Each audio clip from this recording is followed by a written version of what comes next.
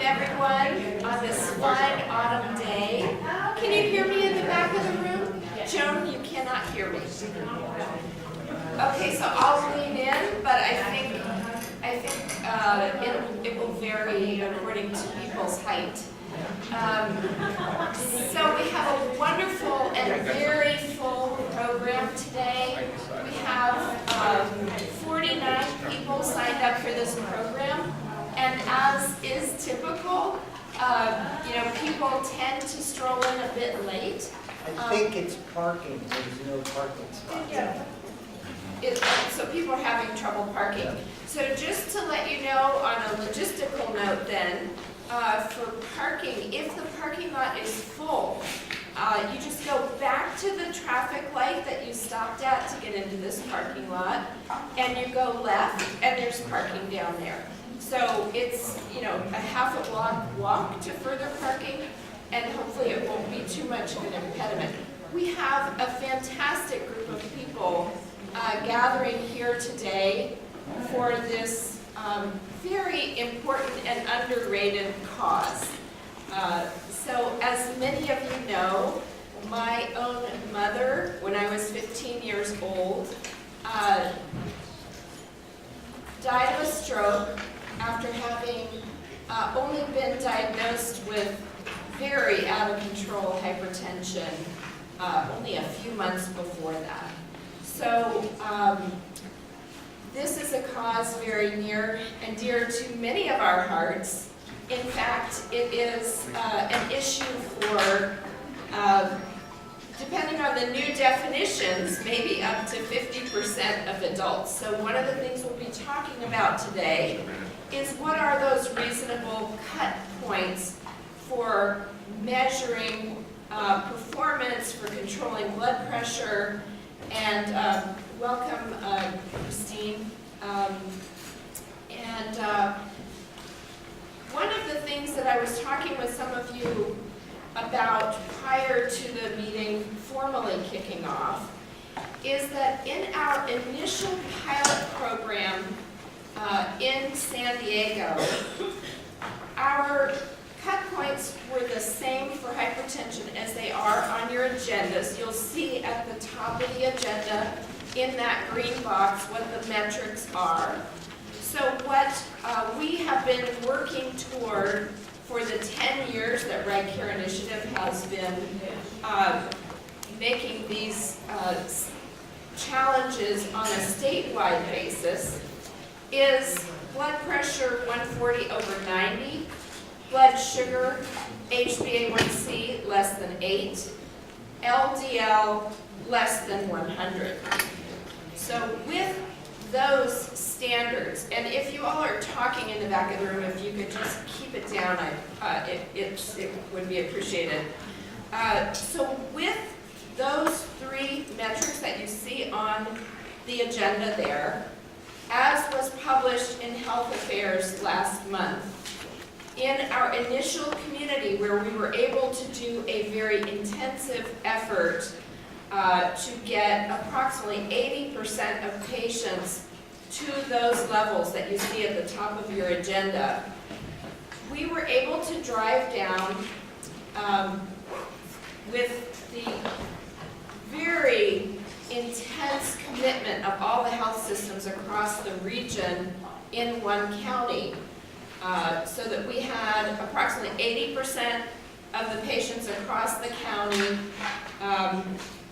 with meeting 80% of them meeting the goals. So 80% of the health systems were involved and committed, very, very committed, and sharing data every month.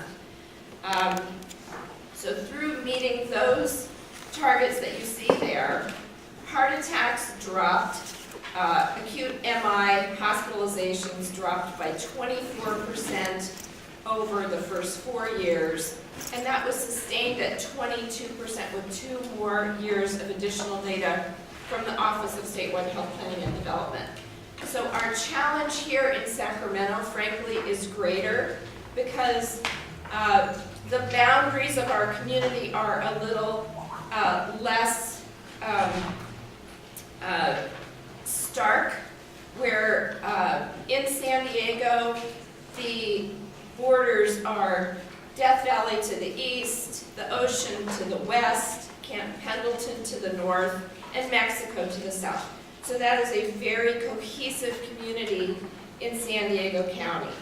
Here, we need to become more cohesive, and we need to link arms more tightly to get commitments from all of the delivery systems, the community clinics, Sutter, Mercy, Kaiser, UC Davis. You're all in the room, and we need to work more closely together to hit these targets, because we have a situation in Sacramento where we have, among all the metro areas, our rate of heart attacks is the worst in the state. So we're going to ask for the help of the state to help us get better granular data to make headway on this. And I just want to say how much I appreciate the fact that you're all here. You're all equally passionate about this topic. And together, I know that we can bring down this outsized problem, this hotspot of heart attacks in Sacramento. And we're so blessed to have with us today cardiologist Dr. Bill Bommer, who has been leading the charge on this really nationally for quite a long time. He has recently lowered his commitment to the California chapter of the American College of Cardiology so that he can spend more time with us here in Sacramento addressing this hotspot. He's a famous cardiologist at UC Davis, and he'll be leading the discussion about the new hypertension guidelines. I do want to say that we made really huge progress hitting the 140/90 target, and we know that we can reduce rates of events much more if we go better than that. But as a starting place, let's hit the target that we have on the agenda. We also have with us a wonderful commitment and representation from Sutter Foundation, Dr. Amy Tsai, and from Mercy Medical Group, the new Chief Medical Officer, Dr. Ben Balatbat. So with that, let's get into Bill's program. Thank you so much for being here.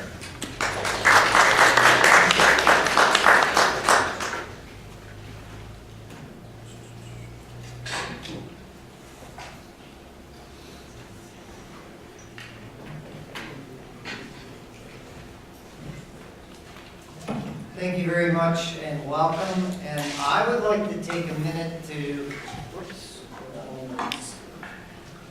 first say that today's program does have CME credit for 1 hour. If you fill out the form, you will receive CME credit. So this is the first time we've been able to introduce CME credit to this program, because I know that the state follows clinicians for that, and this may be useful. So if you need that,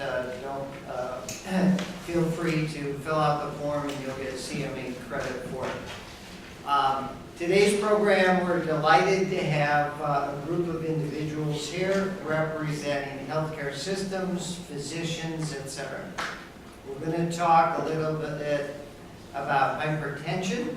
We're going to focus at first, the slides will be for the clinician. How do we make diagnosis? How do we treat individuals? Because the patient-physician is the core of the team approach. We'll bring in other healthcare providers for that, but they're the core. But that's not the only treatment of hypertension. The other groups that are here represent institutions or healthcare systems in California. And we know that physician, provider, and patient by itself is not enough to solve the problems of hypertension. We do need the institutions and we need the healthcare facilities to be involved. Why? Because our capability of controlling hypertension is at best 30 to 40% off where it should be, and we need to improve that. And what we've shown is in Sacramento and in the state institutions and healthcare system changes can be used to improve that performance. And we talked earlier about 2 programs, Kaiser and UC Davis, that were able to improve it. Today, at the end, we're going to talk about both Dignity as well as Sutter Health ways of improving performance. Not by just talking to the physician and the patient, but bringing in the healthcare system. So the first part of the talk is going to focus a little bit on the physician-patient diagnosis and treatment of hypertension, and then we'll go in the second half to ways that institutions can improve this performance and ultimately improve the care of and health of our patients. So here are my disclosures, and you can see University of California, California Department of Public Health, California College of Cardiology, RightCare, California. I want to point out, since you've all been riveted to the TV in the last week or two, that the 4 disclosures here all contain the word California. And if you think that there is collusion in this department and in this group today, you are correct. We're moving to the learning objectives. We're going to talk about hypertension, the treatment of it, and some of the new guidelines that have come out of recent studies from hypertension. So first of all, hypertension. Does it exist? Well, by the old threshold, in the U.S., about 1/3 of us had hypertension.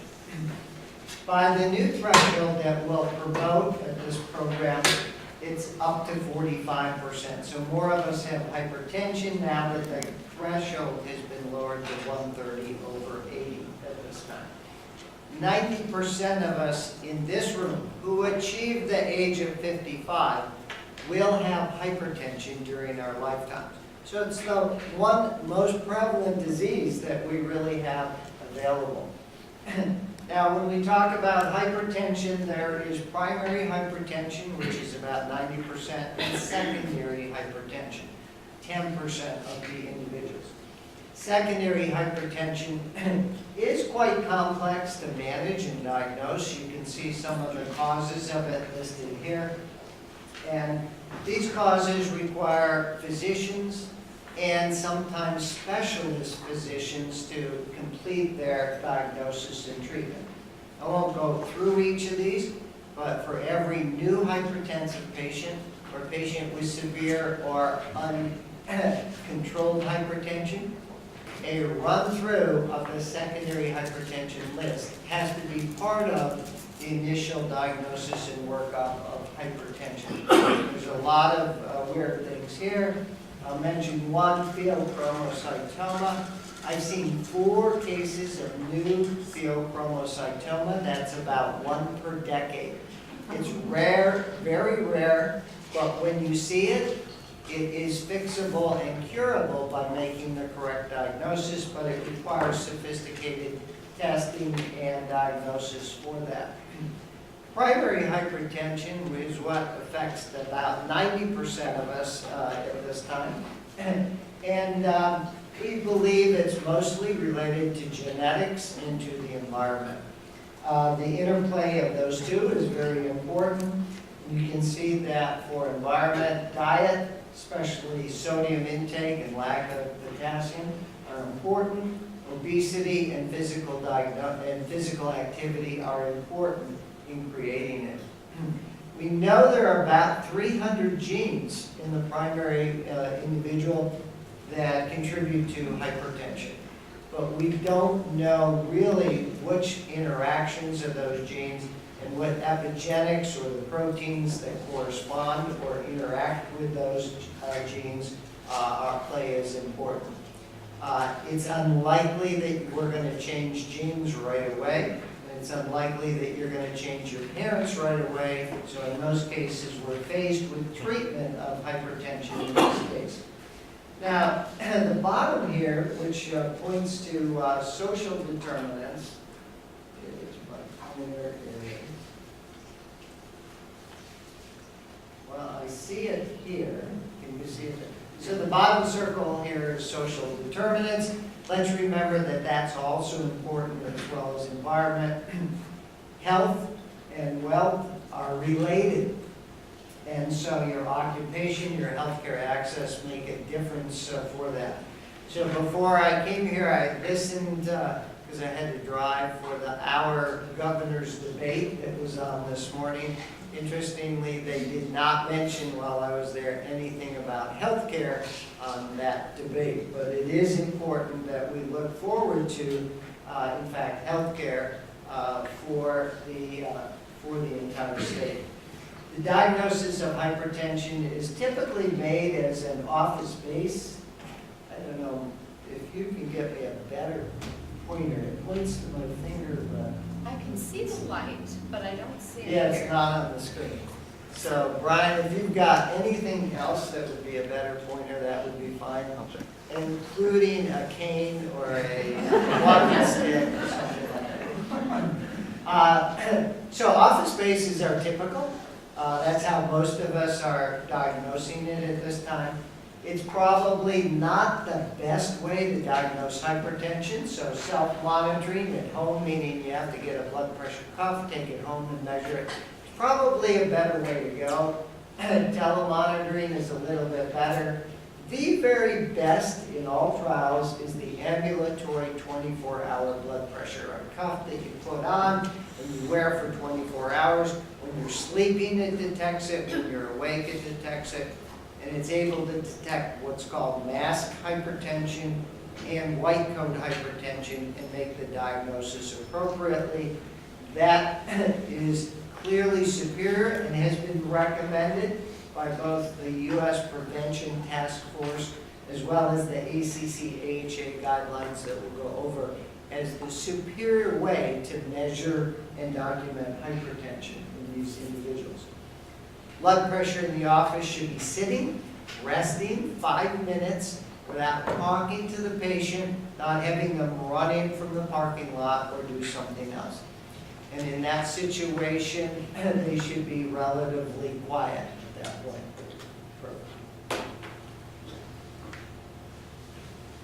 Yeah. All right, thank you. Okay. So sitting, resting for 5 minutes averaged 3 times in those people. I have 2 pointers to go. Awareness. So are we all aware that we have hypertension? Well, if you don't take your blood pressure, you're not going to know that you have it at that point in time.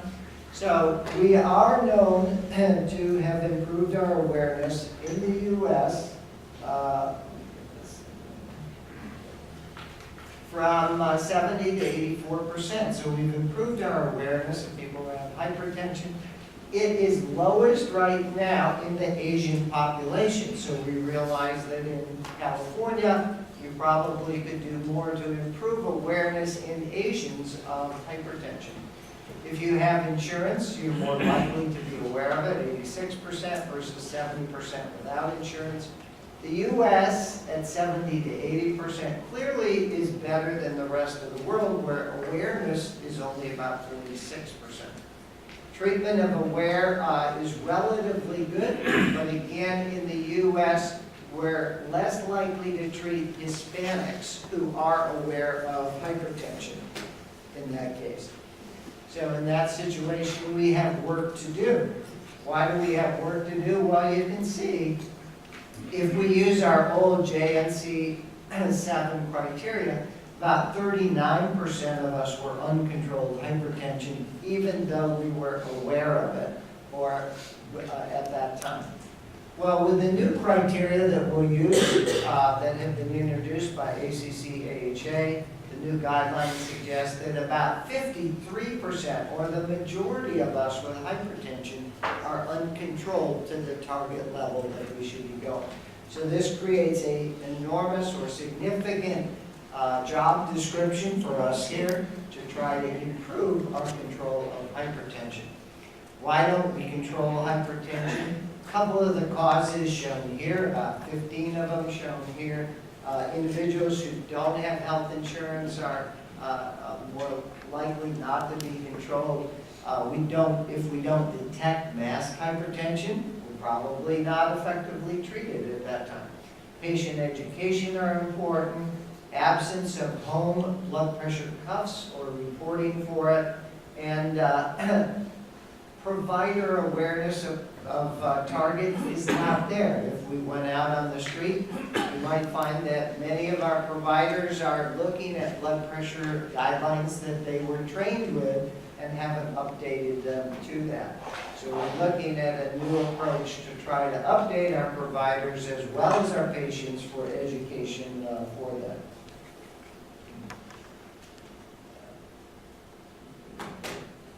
Each one mixed up here. How can we improve adherence to blood pressure control? Well, a short list is shown here. And these slides you don't have to memorize because they'll be on our website and they'll be able to be looked at. So, indirect ways, we need to improve our adherence by having more monitoring. Home blood pressure monitoring is effective. When people don't take their medicine, they know they have hypertension, they forget to take it. Or maybe they don't want to take it. We all know patients who feel if they take medicines, then they have illness. If they don't take medicines, they can avoid illness. So education is important. Improvement means better education of physicians, healthcare providers, and patients as well. And we need to find ways to reduce barriers where someone is afraid to take their medicine or cannot afford to take their medicine for that. And we have better ways of monitoring it for that, whether it's pill counting, whether it's conversations with healthcare providers, whatever it is, we need to implement. So those are things that improve patient, healthcare provider compliance, but we also can look beyond the patient-physician relationship.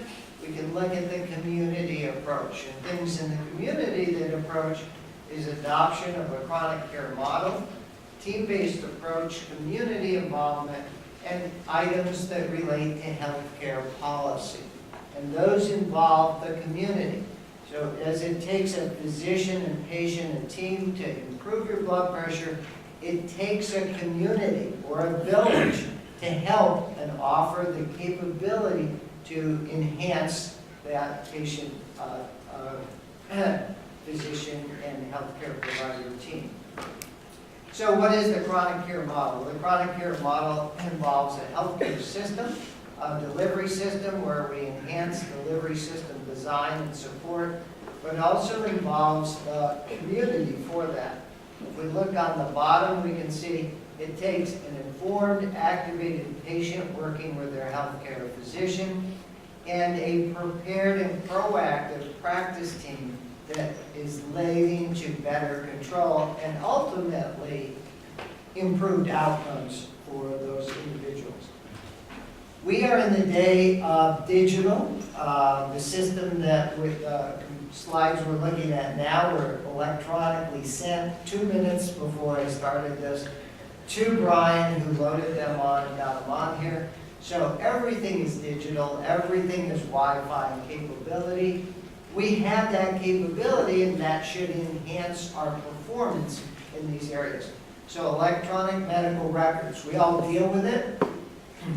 There was a promise when we did that everything would be easier and more streamlined. For those of you who use it every day, I know you are shaking your heads. There is the possibility we can make it more effective.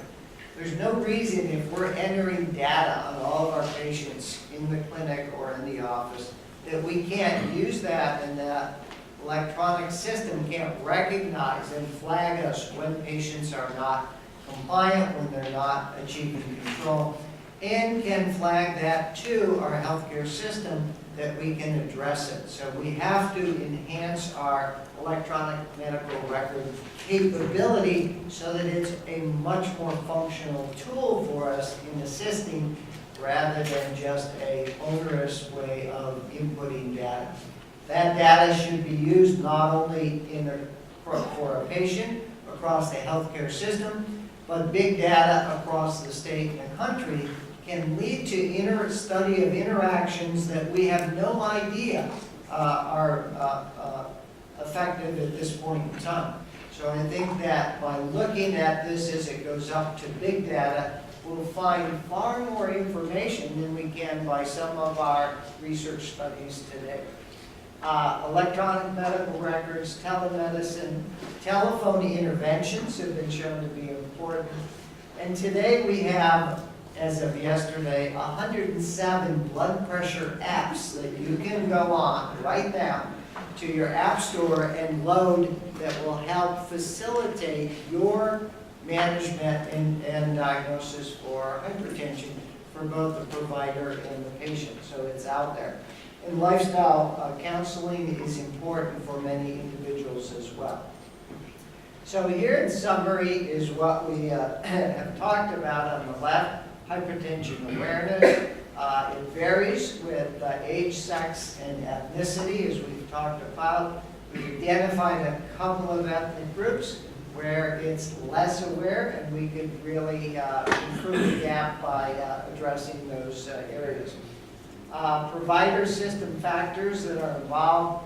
Routine healthcare visits are important for detecting hypertension, and the measurement of hypertension has to be standardized with a 5-minute resting, sitting wait at this time. Treatment of hypertension in the middle is again patient, physician, or healthcare provider oriented. It's relatively easier for primary hypertension, complex for secondary hypertension. So we need to make sure that specialists are available for the 10% of people who have the complex type of hypertension. Health insurance is an issue. Most of the drugs that we'll be talking about are generic, so that makes things a little bit easier. There are still co-pays that patients may or may not be able to afford. Routine visits are important, and in these visits, the more often, the more compliance that we get. Hypertension control, again, patient, physician, or healthcare provider dependent is part of that team. And we need to persuade individuals, both patients and healthcare providers, that you can't just sit around and say, I think that blood pressure is okay. Let's measure it next visit, which could be 6 months or a year away. And then it goes on year after year because of inertia in the system, and it's just easier not to rock the boat and add a medicine at that time. At the bottom, we see system-level algorithms, which we talked about before, ways of using electronic medical records, of using electronics, the chronic care method. All of these things can be used by the healthcare system or encouraged by the community to improve our capability of both prevention and control of hypertension. That's the treatment for a patient and a clinician in management and diagnosis of hypertension. And everything was fine until a curve was thrown out there. The curve is the SPRINT clinical trial that we'll talk about, because it changed the threshold and the guidelines that we're going to talk about today. Now, why do I show this map? I show this map because the RightCare initiative is currently in, if you look at California, San Diego, LA, San Jose, opening next month, and Sacramento. Those 4 sites, you can see, are sites for the SPRINT trial here. So the SPRINT trial was done in the RightCare neighborhood of California here, and all of the other sites, 102 sites, are shown there, so showing that this trial applies to the U.S., and it applies to the neighborhood of the RightCare initiative for them. Now, this is not the only trial. I've been involved in about 7 trials of hypertension, NIH trials, that have come through the years. But the SPRINT trial is our most recent trial that comes out, and I thought it would be useful, since it's pivotal, to talk a little bit about it. So what we see here on the top is, this was a trial of older individuals, average age 67. The individuals had to be at least 50 years of age. So it was an older population.